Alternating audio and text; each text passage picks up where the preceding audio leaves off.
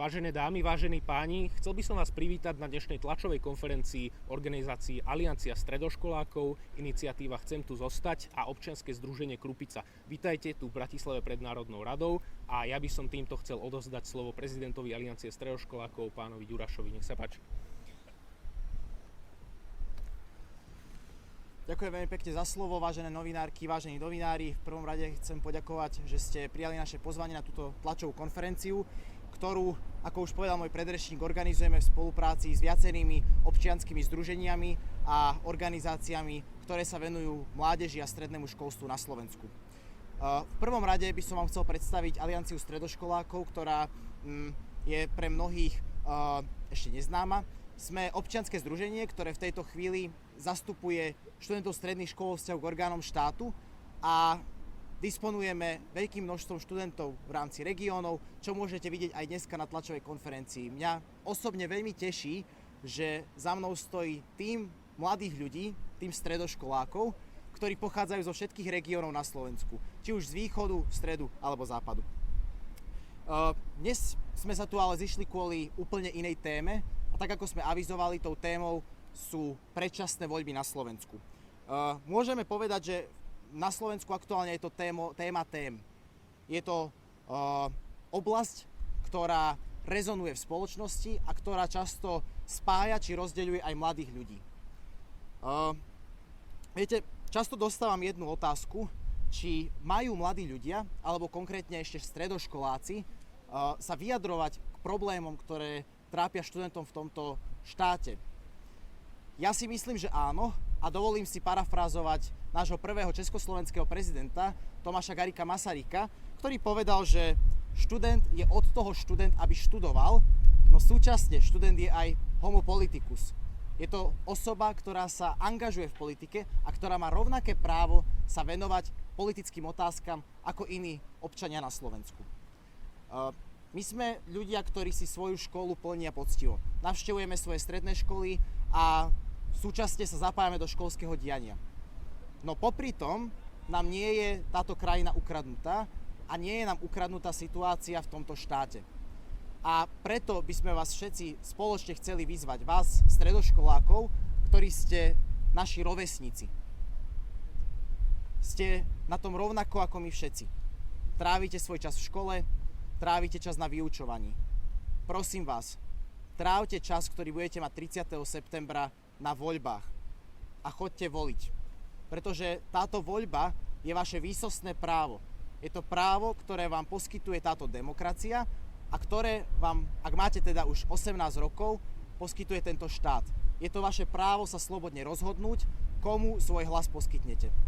Viete, my sme tu dá sa povedať, že zastávame tu rôzne politické názory. Sú tu aj konzervatívci, aj liberáli, aj sociálni demokrati, aj ľavičiari či pravičiari.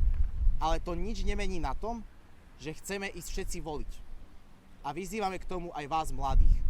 Nebojte sa vyjadriť svoj názor prostredníctvom volieb, pretože to je základom demokracie, to je to, čo vám tento štát ponúka. Keď sme sa dozvedeli o páde vlády počas tohto kalendárneho roka a neskôr o vyhlásení predčasných volieb, tak sme sa ako Aliancia stredoškolákov rozhodli, že chceme, aby školstvo bolo v týchto voľbách prioritou. Ako sami vidíte, spolu s ďalšími organizáciami sme pracovali na tom, aby politické strany nezanedbávali školské otázky a aby sa venovali aj strednému školstvu. Za týmto účelom sme sa následne stretávali s politickými stranami a s lídrami politických strán. Tieto stretnutia ste mohli vidieť. Dávali sme to potom aj na sociálne siete Aliancie stredoškolákov a následne sme sa snažili vytvoriť z toho jeden veľký dokument, v ktorom by sa nachádzali vízie politických strán a lídrov politických strán k strednému školstvu a k mládeži. Ja som veľmi rád, že dneska na tejto tlačovej konferencii môžeme prvýkrát ukázať tento dokument, ktorý prinášame na slovenské školy a medzi mládež, ktorý sa nazýva Stredné školstvo očami politikov. Tento dokument budeme posielať školám a budeme ho publikovať medzi mládežou, pretože sa v ňom nachádza objektívne spracovanie politických strán, ktoré na Slovensku máme a ktoré sa vyjadrili ku otázkam v oblasti stredného školstva a mládeže. Som veľmi rád, že sa nám to podarilo a myslím, že viac informácií vám k tomu následne povie team leader tohto projektu, ktorým bol Nátan Pukalovič. Ja ešte dodám, že počas tejto tlačovej konferencie budeme hovoriť aj o našom ďalšom projekte, ktorý pripravujeme, a tým projektom je to vec, ktorá sa týka stredných škôl a priamo prezenčne sa týka stredných škôl a viac vám o tom povie kolega a šéf občianskeho združenia Krupica Matej Čačík. Ja vám v tejto chvíli ďakujem za slovo a odovzdám ho ďalej Natanovi Pukalovičovi.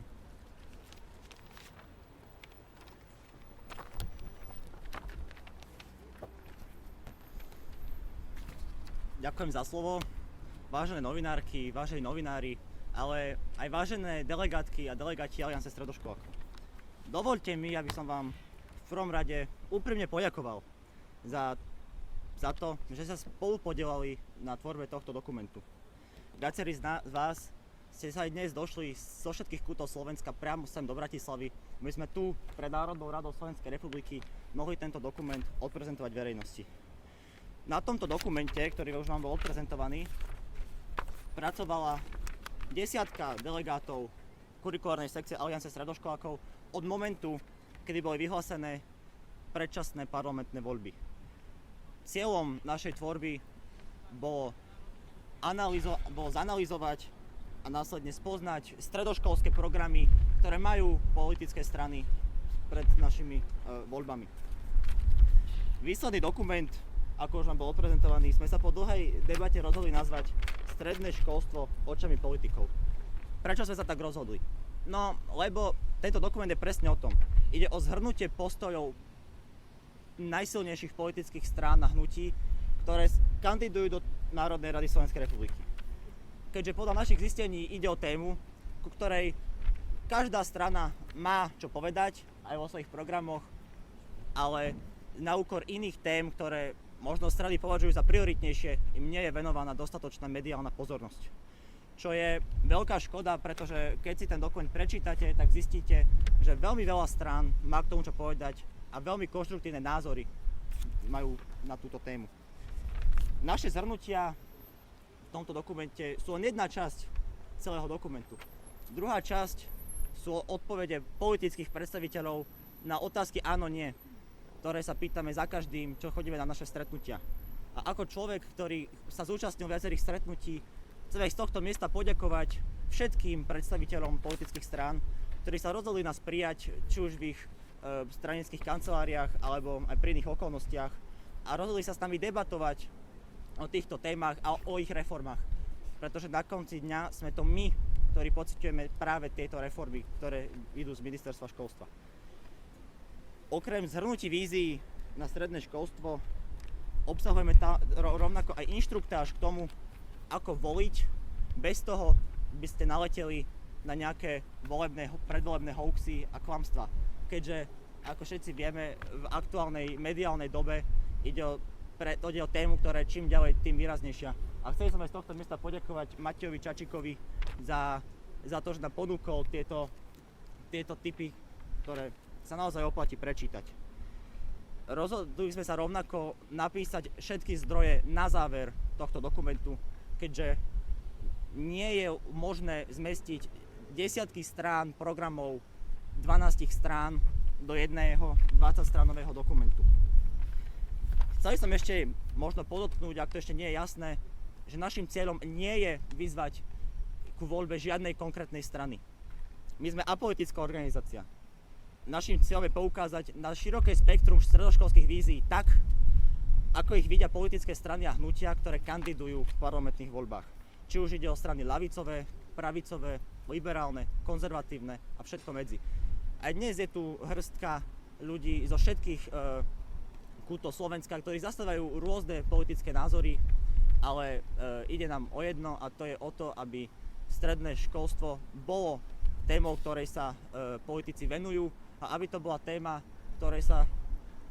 ku ktorej sa aj vedia žiaci vyjadriť. Čiže, aby som zhrnul, chceme, aby ste si vy urobili svoj vlastný názor a volili za riešenia a vízie, ktoré vy považujete za najvhodnejšie.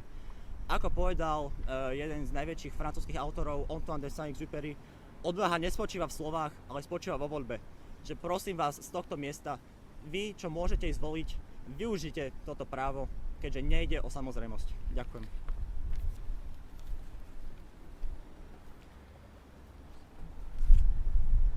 Ďakujem aj ja za občianske združenie Krupica, celému tomuto tímu, ktorý pracoval na tejto mediálnej príručke, do ktorej sme my mohli prispieť našou krátkou vsúkou takej mediálnej gramotnosti. Vieme, že na Slovensku sa žiaľ dezinformácie netýkajú iba našich starých rodičov, ako si viacerí môžu myslieť, ale dáta z OECD nám hovoria, že mediálnej gramotnosti sa nielen na školách nevenujeme dostatočne, ale takisto, že sme v nej pomerne zlí. Mnoho študentov, aj na základe mojich skúseností z 3 rokov workshopov na stredných a základných školách, má problém rozlišovať fakty od názorov a informácie od dezinformácií. Som preto rád, že táto príručka mohla ísť v túto dôležitú dobu a že pomôže prvovoličom sa zorientovať v téme, ako je migrácia napríklad, o ktorej sa momentálne šíri neuveriteľne veľa hoaxov. Verím, že aj s touto pomocou raz budú na túto voľbu spomínať ako na ich prvú a správnu voľbu, ktorá naozaj zastupovala ich názory a nebola zmanipulovaná populistami, extrémistami a inými, nazvime to tak kolegiálne, dezinfluencermi. Som však o mnoho radšej, že z takého dlhodobého systematického hľadiska takisto ideme spolupracovať s Alianciou stredoškolákov na projekte, ktorý sme nazvali Nebuď ovca. Tento projekt s takýmto troška vtipným názvom vznikol pretože si uvedomujeme, že mediálna gramotnosť nám len tak nepadá z neba. Musíme našich študentov pracne naučiť. V spolupráci s odborníkmi a s expertmi aj na dezinformácie, ale takisto aj na pedagogiku sme vymysleli náš vlastný workshop, ktorý je apolitický, venuje sa aktuálnym témam a je prezentovaný podobne mladými študentami, ako tu dnes stoja. Len troška staršími. Veríme, že týmto spôsobom od polovice októbra budeme môcť prezentovať na našej škole tento náš unikátny workshop a takisto veríme, že týmto spôsobom prispiejeme k dlhodobému a systematickému zlepšeniu vzdelávania v kritickom myslení na našich základných a stredných školách. Školám chcem oznámiť jedno dôležité ohlásenie a to je, že na tento workshop sa môžete prihlásiť na našej web stránke www.krupica.sk alebo takisto cez našu sociálnu sieť krupica.oz, ale takisto čoskoro už aj na web stránke Aliancie stredoškolákov.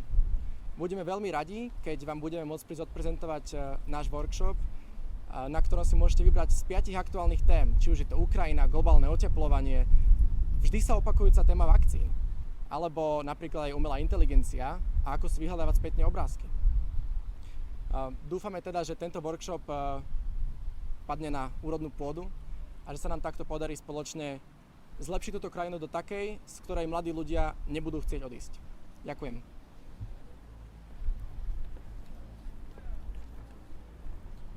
Dobrý deň, moje meno je Martin Suchý, ja tu zastupujem občiansku kampaň Chcem tu zostať, budem pomerne stručný. V prvom rade sa chcem Aliancii stredoškolákov poďakovať za to, že sa jednak angažujú, že pretlačajú témy mladých ľudí do politiky a v neposlednom rade za to, že mobilizujú vlastne mladých ľudí k voľbám, že im pomáhajú možno zorientovať sa v tom, aké návrhy jednotlivé strany ponúkajú v oblastiach, ktoré sa ich týkajú asi najviac, teda v strednom školstve. A tu sme sa vlastne v oblasti v tej mobilizácii mladých ľudí k voľbám sa vlastne prelíname, spolupracovali sme.